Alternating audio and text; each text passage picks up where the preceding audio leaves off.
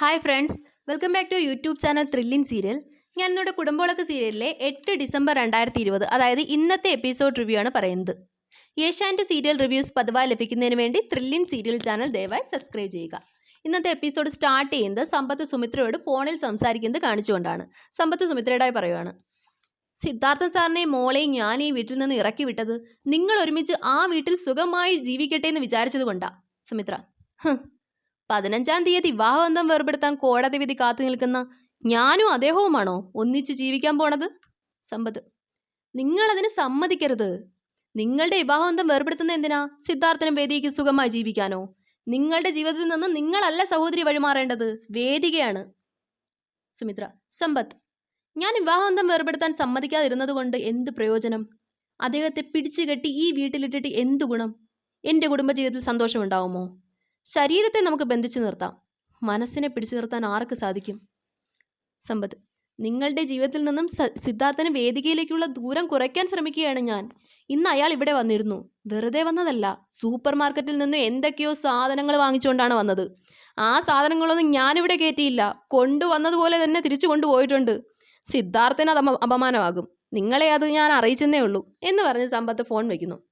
ഇതേസമയം സുമിത്ര മനസ്സിൽ ഓർക്കുന്നു സിദ്ധാർത്ഥ് വീട്ടു സാധനങ്ങളുമായി വന്നതും എല്ലാവരോടും പറഞ്ഞതുമൊക്കെ. അടുത്ത ഭാഗത്തിൽ ശ്രീനിലയത്തിൽ ശരണ്യയുടെ മുറിയിലേക്ക് സരസ്വതി അമ്മ വരുന്നു. സരസ്വതി അമ്മ, നീ ഇവിടെ ഇരുന്ന് ഉറങ്ങാനാണോ വന്നത്? ശരണ്യ, പിന്നെ ഞാൻ എന്ത് ചെയ്യാനാ അമ്മേ? സുമിത്രേച്ചിക്ക് വീടെഴുതി കൊടുത്തതിന് അച്ഛന് ഒരു കുറ്റബോധവുമില്ല. സരസ്വതി അമ്മ, അങ്ങേര് തെറ്റ് ചെയ്തതായി അങ്ങേർക്ക് ബോധ്യമില്ല, പിന്നെ എങ്ങനെയാ കുറ്റബോധം തോന്നുന്നത്? ശരണ്യ, സിദ്ധുവേട്ടന്റെ പേര് വീടെഴുതി കൊടുത്തായിരുന്നെങ്കിൽ എനിക്ക് ഇത്ര വിഷമം ഉണ്ടാകുമായിരുന്നില്ല അമ്മേ. ഭാര്യയും മക്കളെയും മറന്ന് അച്ഛൻ സുമിത്രേച്ചിയുടെ പേര് വീടെഴുതി കൊടുത്തതാണ് എനിക്ക് മനസ്സിലാവാത്തത്. സുമിത്രയിടത്തി ഡിവോഴ്സായി പോകുമ്പോൾ അച്ഛനെ നോക്കുമെന്നാണോ കരുതുന്നത്? സരസ്വതിയമ്മ, അവൾ വേറെ കല്യാണം കഴിക്കുമെന്നാണ് എനിക്ക് തോന്നുന്നത്. ശരണ്യ, എന്നാ പിന്നെ അച്ഛൻ്റെ മരണശേഷം എനിക്കും ഏട്ടനും അമ്മയ്ക്കും ഈ വീട്ടിൽ പടി ചവിട്ടാൻ പറ്റാത്ത അവസ്ഥയാവും. സരസ്വതിയമ്മ, ഇതെല്ലാം കൂടി ആലോചിച്ചിട്ട് തല കറങ്ങുന്നു. ഈ ബുദ്ധിമേശം പ്രവർത്തിക്കാനൊക്കെ നിന്റെ അച്ഛന് കൂട്ടു നിൽക്കുന്നത് നിന്റെ ഭർത്താവാ. ശ്രീകുമാറാ ഇപ്പോൾ സുമിത്രയുടെ സഹായി. അവൻ ഒരു മൂക്കുകയർ ഇട്ട് നിർത്തിയ സുമിത്രയുടെ പകുതി അഹങ്കാരം കുറയും. ശരണ്യ, ശ്രീ ഇപ്പോഴും ഇവിടെ അടിക്കടി വരാറുണ്ടോ? സരസ്വതിയമ്മ, അവൻ തരം കിട്ടുമ്പോഴൊക്കെ ഇവിടെ വരാറുണ്ട്. സുമിത്ര ഭർത്താവുമായി പിരിയാൻ തയ്യാറായി നിൽക്കുന്ന ഒരുത്തിയല്ലേ. അങ്ങനെയുള്ള സുമിത്രയുടെ കാര്യത്തിന് ശ്രീകുമാർ എപ്പോഴും ഓടിപ്പാഞ്ഞ് നടക്കുന്നത് ശരിയല്ല. സുമിത്ര സിദ്ധുവുമായി പിരിയുമ്പോഴും ശ്രീകുമാർ അവളുടെ കാര്യത്തിനായി ഓടി നടക്കുമെന്ന് അറിയാമല്ലോ. മോളെ, നീ നിന്റെ ഭർത്താവിനെ സൂക്ഷിച്ചോളണം. വെറുതെ നാട്ടുകാരെ കൊണ്ട് അതും ഇതും പറയിക്കരുതല്ലോ. നാളെ ഒരു സമയത്ത് അമ്മയ്ക്കെല്ലാം അറിയാമായിരുന്നിട്ടും അമ്മ എന്നോടൊന്നും പറയാത്തത് എന്താണെന്ന് നീ ചോദിക്കാൻ പാടില്ലല്ലോ. അതുകൊണ്ടാണ് അമ്മ ഇതൊക്കെ പറഞ്ഞു തരുന്നത്. ശരണ്യ, ചിലതൊക്കെ നേരിട്ട് അറിയാൻ വേണ്ടി കൂടി തന്നെയാണ് ഞാൻ ഇങ്ങോട്ട് വന്നത് എന്ന് പറഞ്ഞാൽ അടുത്ത സീൻ കാണിക്കുന്നത് സിദ്ധാർത്ഥ് തൻ്റെ മുറിയിലിരുന്ന വേദികയുടെ വീട്ടിൽ വെച്ച് സമ്പത്തിൻ്റെ പെരുമാറ്റത്തെക്കുറിച്ച് ഓർക്കുന്നു. സിദ്ധാർത്ഥ് വേദികയുടെ ഫോണിലേക്ക് വിളിക്കുന്നു. വേദികയുടെ ഫോണിൽ സിദ്ധാർത്ഥിൻ്റെ കോൾ കണ്ട നീരവ് മോൻ സമ്പത്തിനോടായി, അച്ഛാ, സിദ്ധു അങ്കിൾ അമ്മയുടെ ഫോണിൽ വിളിക്കുന്നു. സമ്പത്ത്, മോൻ്റെ അമ്മ എവിടെ? കുളിക്കുവാ. എനിക്ക് മോൻ ആ ഫോൺ ഇങ്ങനെ എടുത്താ. അയ്യോ അച്ഛ, എനിക്ക് പേടിയാ. സിദ്ധു അങ്കിളിൻ്റെ ഫോൺ എടുത്താൽ അമ്മ എന്നെ അടിക്കും. മോൻ എടുത്താലേ അമ്മ അടിക്കൂ. അച്ഛനെടുത്ത് സംസാരിക്കാം. മോൻ ഫോണിങ് എടുത്താ. ടീ ടേബിളിൻ്റെ മുകളിലിരുന്ന ഫോൺ നീരവ് പേടിച്ചെടുത്ത് സമ്പത്തിന് നൽകുന്നു. സമ്പത്ത് കോൾ അറ്റൻഡ് ചെയ്യുന്നു.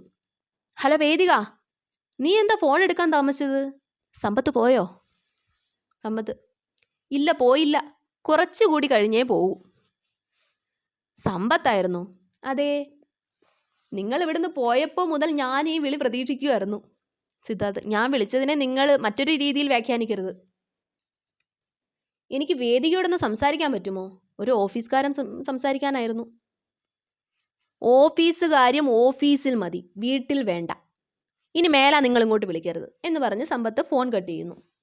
സിദ്ധാർത്ഥ് ഫോണിൽ സംസാരിച്ച് വെച്ച ശേഷം തിരിഞ്ഞു നോക്കുമ്പോൾ സുമിത്രയെ കാണുന്നു. സുമിത്ര സിദ്ധാർത്ഥിനോടായി, നിങ്ങൾ വേദികയുടെ വീട്ടിൽ പോയായിരുന്നോ? ഞാനെന്തിനാ വേദികയുടെ വീട്ടിൽ പോകുന്നത്? പോയിരുന്നെങ്കിൽ ഞാനിപ്പോൾ വേദികയെ വിളിക്കില്ലായിരുന്നല്ലോ. നിങ്ങളെന്തിനാ സമ്പത്തിനോട് കള്ളം പറഞ്ഞ് വേദികയെ വിളിക്കുന്നത്? ഭാര്യയും മക്കളെ ഉപേക്ഷിച്ച് നിങ്ങൾ അവിടെയല്ലേ ജീവിക്കാൻ പോണത്? നിങ്ങളെ തിരിച്ച് ഇവിടെ എത്തിച്ചത് ആരാണെന്നറിയാമോ? ദൈവമാണ് നിങ്ങളെ ഇവിടെ എത്തിച്ചത്. നീ വലിയ ആളൊന്നും ആവണ്ട, 15-ാം തീയതി കഴിഞ്ഞാൽ തകരാൻ പോകുന്നത് നീയാ. അല്ല, നിങ്ങൾ 15-ാം തീയതി എന്നെ ഡിവോഴ്സ് ചെയ്ത് നേരെ വേദിയെ കല്യാണം കഴിക്കുമോ? അതിന് സമ്പത്ത് വേദിയെ ഡിവോഴ്സ് ചെയ്താലല്ലേ പറ്റൂ.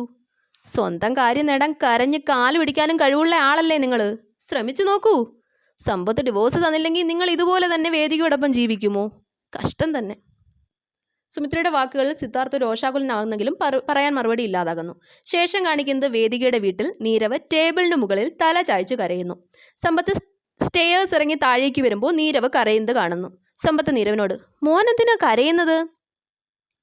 സിദ്ധു അങ്കിളിൻ്റെ ഫോണ് അച്ഛൻ എടുത്ത് തന്നേന് അമ്മ എന്നെ അടിച്ചു. ഇതിനിടയിലേക്ക് വേദിക വരുന്നു. നീ ഇതുവരെ കരച്ചിൽ നിർത്തിയില്ലേ? വാ, നിനക്ക് ഞാൻ സൂപ്പ് ഉണ്ടാക്കി തരാം. എനിക്ക് വേണ്ട എന്ന് പറഞ്ഞു കുഞ്ഞു വാശിയിൽ നീരവ് പോന്നു. സമ്പത്ത് വേദികയോടായി, നീ എന്തിനാ അവനെ തല്ലിയത്? ഞാനല്ലേ ഫോണിൽ സംസാരിച്ചത്. വേദിക, അവൻ അറിയാം ചെയ്യാൻ പാടില്ലാത്ത കാര്യമാ അതെന്ന്. പിന്നെ അവനത് ചെയ്തു. അല്ല, നിങ്ങൾ എന്തിനാ എൻ്റെ ഫോൺ എടുത്തത്? മാനേഴ്സ് നിങ്ങൾക്ക് പണ്ടേ ഇല്ലല്ലോ. അതല്ലേ വലിഞ്ഞു കയറി നിങ്ങളെവിടെ നിൽക്കുന്നതും. സമ്പത്ത്, നീ എൻ്റെ ഭാര്യയല്ലെങ്കിൽ എൻ്റെ മോൻ്റെ അമ്മയാണ്. എൻ്റെ മോന് താമസിക്കാനാണ് ഞാൻ ഈ വീട് നിനക്ക് വിട്ടു തന്നത്. വേദിക, ഭാര്യയല്ലെന്ന് വാക്കാൽ പറയാതെ നിങ്ങൾക്ക് ഡിവോഴ്സ് ചെയ്തൂടെ? സിദ്ധാർത്ഥ്, സുപ്രീം കോർട്ട് വരെ പോയാലും നിന്റെ ആ ഉദ്ദേശം നടക്കില്ല.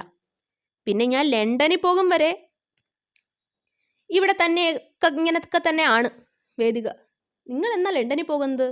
സമ്പത്ത്, ഞാൻ പോയിട്ട് നിനക്ക് നിന്റെ ഇഷ്ടത്തിന് നടക്കാമെന്ന് വിചാരിക്കേണ്ട. ഞാൻ പോണ കാര്യം തീരുമാനിച്ചിട്ടില്ല. അടുത്ത സീനിൽ ശ്രീനിലയത്തിൽ എത്തിച്ചേർന്ന ശ്രീകുമാറിനോട് സുമിത്രയെ ചേർത്ത് സരസ്വമ്മ പറയുന്നു. ശരണ്യയും സിദ്ധാർത്ഥും ശ്രീകുമാറിന് സുമിത്രയുടെ കാര്യത്തിൽ താല്പര്യം ആണെന്ന കാര്യം ശരിവെക്കുന്നു. സിദ്ധാർത്ഥിൻ്റെയും സരസ്വമ്മയുടെയും കുത്തുവാക്ക് അതിര് കടന്നപ്പോൾ വേദികയുടെ വീട്ടിലേക്ക് വാങ്ങിയ സാധനങ്ങളാണ് സിദ്ധാർത്ഥ് സ്വന്തം വീട്ടിലേക്ക് കൊണ്ടുവന്നതെന്ന് സുമിത്ര വെളിപ്പെടുത്തുന്നു. സിദ്ധാർത്ഥും സരസ്വമ്മയും ആകെ നാണം കെട്ട് നിൽക്കുന്നത് കാണിച്ച് എപ്പിസോഡ് അവസാനിക്കുന്നു. നന്ദി.